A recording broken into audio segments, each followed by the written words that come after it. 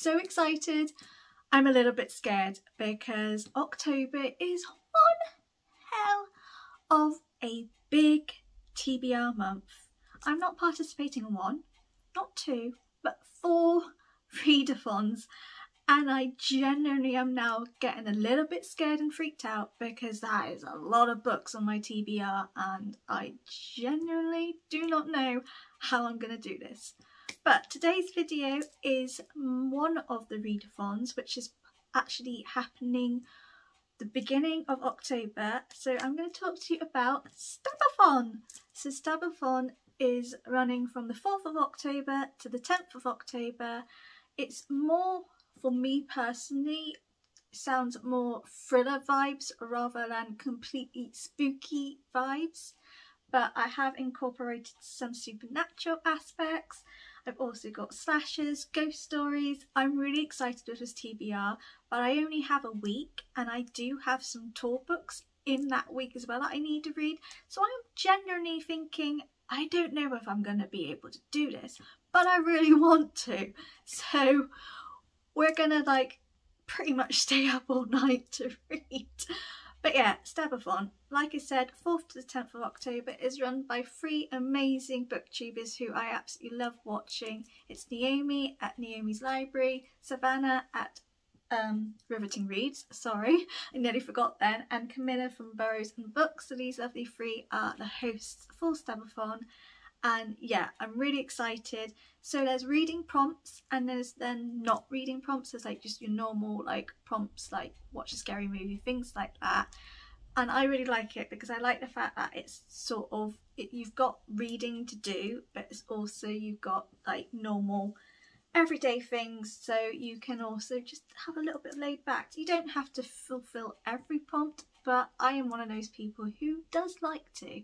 I specifically want to fulfill the reading ones rather than the non-reading prompts, just because the reading ones are more of a commitment, I suppose. But yeah, with further ado, let's just get into the prompts and my TBR for Stabathon, because I'm really excited to share these books. So I've got my trusty little tablet so I can tell you the prompts. Also, can we just appreciate, before I go into it actually, the slasher vibes I've tried, because I had a Scream top coming, like a proper Scream slasher vibes on it, but I was hoping it would come by now and it isn't. I don't know when it's coming, but I'm a little bit annoyed because I've got a few spooky-ish clothing to go with all of my videos I have planned and it still hasn't come yet, so I can't film the videos because I wanted to use that for the theme. But anyway, I managed to do the slasher vibes because I got my Final Girl shit top, which I love. I've got some, cuts on me, little cuts there, little cuts there. I've got red and black full-on things, red lips, which do not suit me, but we'll move from that. So that's as much of a slasher vibes I can give you at this particular moment. But further ado, let's get into the prompts. So the first prompt is Chucky Child's Play, which is read a book involving children and or dolls. Now, I really tried to fit in both children and dolls, but a lot of books I saw, I was like, yeah, but I saw that it was a mixed vibes in the whole reviews and everything. There was one that I really did like, but unfortunately it cost, for how many pages it was, it cost a lot, and I was like, no. But I ended up seeing this in a book swap that I did, and it's got spooky vibes and it's to do with children, so as much as it hasn't got children and dolls, it's still got children. So further ado, I'm going to be reading Camp Strange by Renee Perez. So this is about actually I'll read the synopsis about, because I don't actually know what it is about, to be fair. It says, after destroying the school gym by igniting a 3.7 earthquake with his science fair project Volcano, Ezekiel Raroso, I'm so sorry, I probably said that completely wrong, recalls a lifetime of strange occurrence, including his family never talking about the father he's never met, which have made him a target for the school bully. Lucky for him, school is out for the summer. On the bus ride to camp, he quickly realises something is strange as the bus driver sends the bus flying off the side of a mountain and it continues to fly. When Ezekiel reaches camp, he quickly learns not it's all as it seems. The kids are strange just like him. There are rumours of an evil uprising when Ezekiel and his new friends find themselves soaring into a magical adventure to find a camper who goes missing. It's got proper little spooky vibes. It sounds like a camp, like summer camp for spooky people. It's to do with children, so that's what we're going for. It's also not overly, well, is it long? 220 pages. So it's a little small book and it's like a middle grade. So I think I'm going to fly through this pretty easy. So that's that one. Then we have Nightmare on Elm Street, which is not a bookish prompt. So this is post a throwback pic of your favourite Halloween costume or dress up in a Halloween costume. Now, I could dress up, but we'll see. We'll see if I do this or not, but it's a possibility. But I don't have any brilliant throwback Halloween costumes. They're all like slutty schoolgirls or a cat. Nothing overly Halloweeny-ish, like spooky-wise, because I wasn't really into spooky stuff, if I'm going to be honest, when I was a teenager. Halloween was not my thing. I only went to clubbing when I was 18 for Halloween, and like I said, it was more slutty stuff rather than spooky stuff. Next, we have Halloween, which is read a book with black and or orange on the cover. So I've gone with both because I've been really wanting to read this anyway, and I wanted to read this for the spooky season. So this book really fitted this prompt perfectly, and I'm glad. So I'll be reading The Turn of the Key by Ruth Ware. Like you can see, it's orange and black. So I've heard nothing but good things about this book. I'm really excited to read it. I've been wanting to read it for a while now, but I was like, nope, I'm going to keep it until spooky season because I'm sure this will fit some type of prompt, and it does because it's orange and black. So to tell you what the book is about, when Rowan comes across the advert, it seems too good to be true. A live-in nanny position with an extremely generous salary. What she doesn't know is that she's stepping into a nightmare, one that will end with her child dead and her in a cell awaiting trial for murder. She knows she's made mistakes, but she's not guilty, at least not of murder, which means someone else is. And it says here, suspense from the first gripping page to the last shocking twist. One of the best thriller writers around. A superior slice of ghostly suspense. So yeah, this is a thriller. I'm really excited for it. I think it's going to be a tough read because obviously it's about a child being obviously killed, and I obviously am a mum and it's my worst nightmare. So I think it'll be a little bit of a ooh, but I'm really excited to read this, and I think it's going to be a really, really good book. Next, we then have Friday the 13th, which is read a book set during summer. So I have gone for a supernatural sort of paranormal, no, not paranormal, supernatural, isn't it? Vibes. Again, this book is what I really, really wanted to read for ages, and I was like, no, spooky season is just going to fit well. So I'm going to finally read my first ever Grady Hendrix books. So I'm going to read the 7 Book Club's Guide to Slaying Vampires.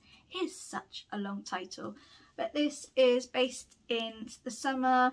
It is, where are they? Oh, I can't remember where it's based at now. Either way, I think it's self-explanatory, but I'll read. Bless me. I'll read what it's about. Patricia Campbell's life has never felt smaller. Her husband is a workaholic, her teenage kids have their own lives, her senile mother-in-law needs constant care, and she's always a step behind on her elders to do this. The only thing keeping her sane is her book club, a close-knit group of Charleston women united by the love of true crime. At these meetings, they are as likely to talk about the Manson family as they are about their own families. One evening at a book club, Patricia is viciously attacked by an elderly neighbour, bringing the neighbour's handsome nephew James Harris into her life. James is well-travelled and well-read, and he makes Patricia feel things she hasn't felt in years. But when children on the other side of town go missing, their deaths written off by local police, Patricia has reason to believe James Harris is more of a Bundy than a Brad Pitt. The real problem, James is a monster of a different kind, and Patricia has already invited him in. Little by little, James will insinuate himself into Patricia's life and try to take everything she took for granted, including the book club. But she won't surrender without a fight in this blood-soaked tale of neighbourly kindness gone wrong. It just, come on, it sounds so good. And it says here, Hendrix has masterfully blended the disaffected housewife trope with a terrifying vampire tale, and anxiety and tension are palatable, a cheeky spot-on pick for book clubs. It just sounds fantastic, and I've seen so many people rave about this, so I was like, I'm going to finally read it. And, you know, it is based in somewhere in America. It is the summer because it's really sunny, so I'm pushing it, like, you know, it might not be fully based in summer, but it's sunny in America, so we're going with that.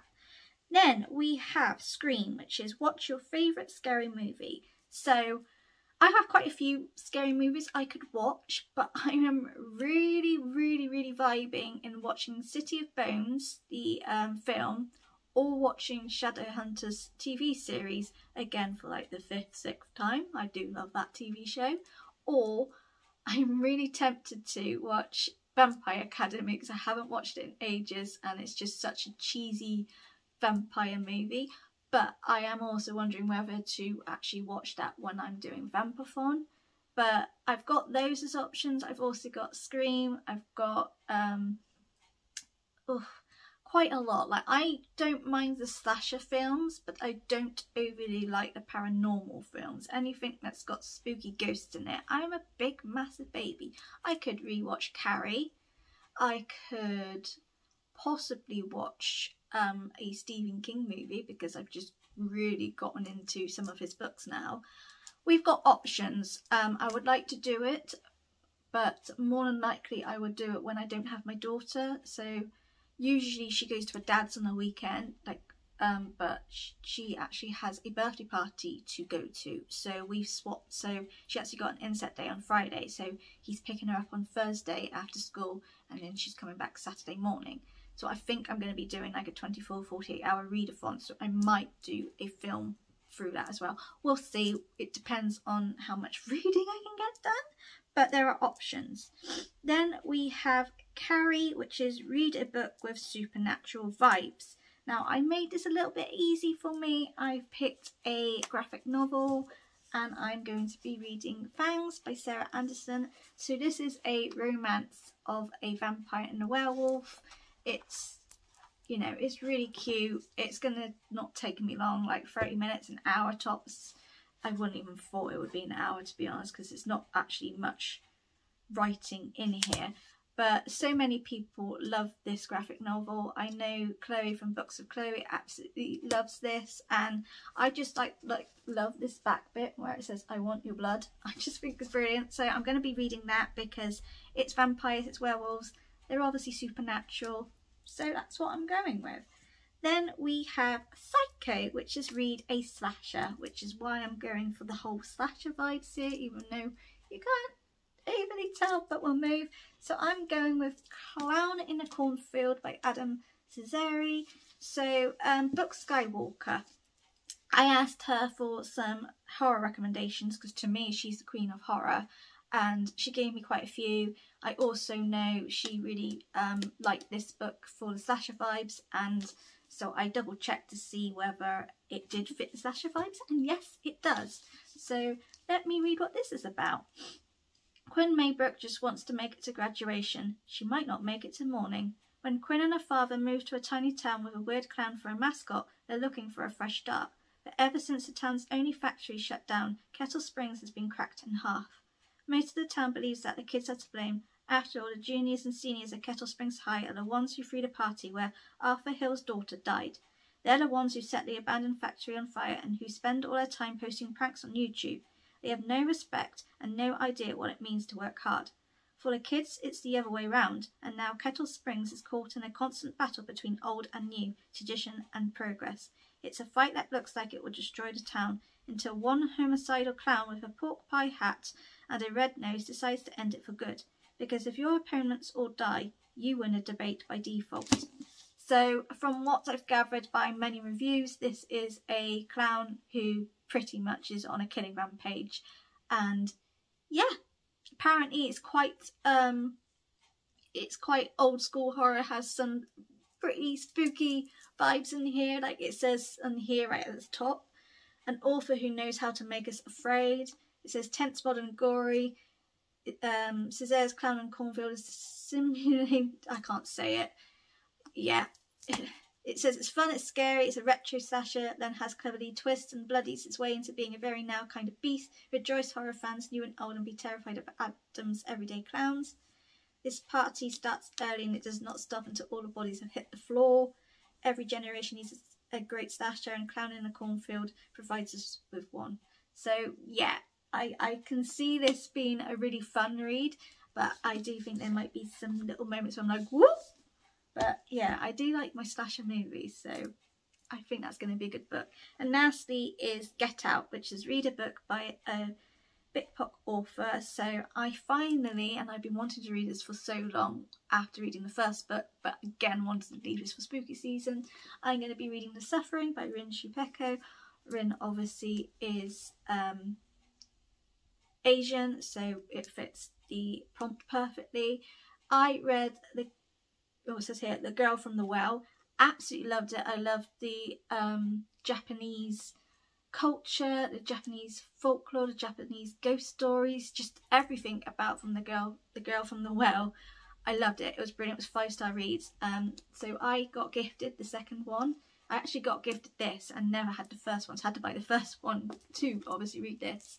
So this carries on from book 1. Now, if you haven't read The Girl from the Well and want to, don't listen to this because this is probably going to have some spoilers into it, but here goes. The darkness will find you. 17-year-old Tak knows what it is to be powerless, but Okiku changed that. A restless spirit who ended life as a victim and started death as an avenger, she's groomed Tak to destroy the wicked. But when darkness pulls them deep into Akagera, known as Japan's suicide forest, Okiku's justice becomes blurred, and Tak is the one who will pay the price. So this is sort of a retelling of, you know, The Ring? Is it The Ring? Dear Lord, I can't remember. Yeah, I'm sure it's The Ring. If I'm wrong, I'll correct myself. I'm sure it's The Ring. It's sort of like a retelling of that. So there is an actual Japanese ghost story of what happened, and they made like an actual real-time movie sort of based on that, but obviously put their weird spin on it. But it's got that, but I just love the Japanese culture in this and the ghost stories, and it's really good. So Tak actually is possessed by Okiku. So in the first book, Tak had a really malicious ghost possessing him. So it was him, but like the ghost was there, and like, yeah, she was trying to get out, and she did, and basically they had to sort of do an exorcism on Tak to get this ghost out, but within doing so, he needed another ghost in him, otherwise he'll die. So Okiku went into him because she obviously is a nice ghost, but she is very much hell-bent on revenge because how she died was by this very nasty man. Like, she had a brutal death, so she very much will target the men who attack young children or take them and stuff like that. Like, she's a good ghost, but she's very restless spirit and all that. But I just loved the first book, so I am really excited to read this. It's a YA, so it's nothing too spooky. It's got enough spooky vibes for me, but not too but like, it's 313 pages, but I flew the first book within a couple of hours, so I definitely think I'm going to fly through this one too. So yeah, that is the books. Hang on. So I've got 1, 2, 3, 4, 5, 6 books in a week. Can I do it? What's that? Me see. But yeah, I'm really excited for Stabathon, and yeah, I will be doing a 24-48 hour vlog of it. I don't know how long I'm going to do it for. I will decide when it gets the time. I'm going to try and start some of these books in that week before I start the 24-48 hour whatever vlog it's going to be, just because then I don't have 6 books to read in that long. So we'll see. I have tour books to read in that week of Stabathon, so they obviously take priority, but we'll get there. But yeah, I'm really excited for this. It's given me proper thriller vibes, and we both know that I do love my thrillers and that I haven't read thrillers in a while. I've just got back into it a couple of months ago now, and I've forgotten how much I love thrillers, so this is just going to give me that much needed thriller that I've been wanting. So yeah, look out for my vlog for this. Let me know if you're participating in Stabathon yourself, or let me know if you read any of these books and what your thoughts were. And yeah, thank you for watching. Take care. I see you again soon. Bye.